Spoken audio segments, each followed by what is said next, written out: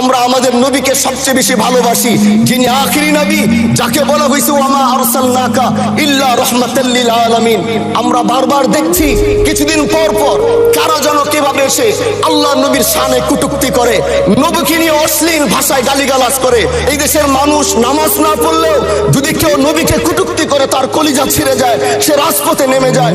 আমি বলবো যারা নবীকে কটূক্তি করে, নবীর নামে গালিগালাজ করে, এদের মৃত্যুদণ্ড এই আইনটাও যেন বাংলাদেশের এই সংসদ থেকে পাশ করা হয়। মাননীয় স্পিকার, এলাকায় বলেছিলাম যে আমরা ন্যায়ের পক্ষে কথা বলবো, ইনসাফের পক্ষে কথা বলবো। তখন অনেকে হাত ধরে বলেছিল, হামজালা ভাই জাতীয় সংসদে যখন যাবেন একটু বললেন হাদি হত্যার বিচারটা যেন হয়। ন্যায়ের পক্ষে কথা বলেছিল, ইনসাফের আওয়াজ দিয়েছিল। আমাদের মতোই যুবক মাননীয় স্পিকার, তিনি এই যে স্বপ্ন বলেছিল এক সুন্দর বাংলাদেশ করবার, রাস্তার ভিতরে সেই স্বপ্ন থামিয়ে দেওয়া হয়েছে।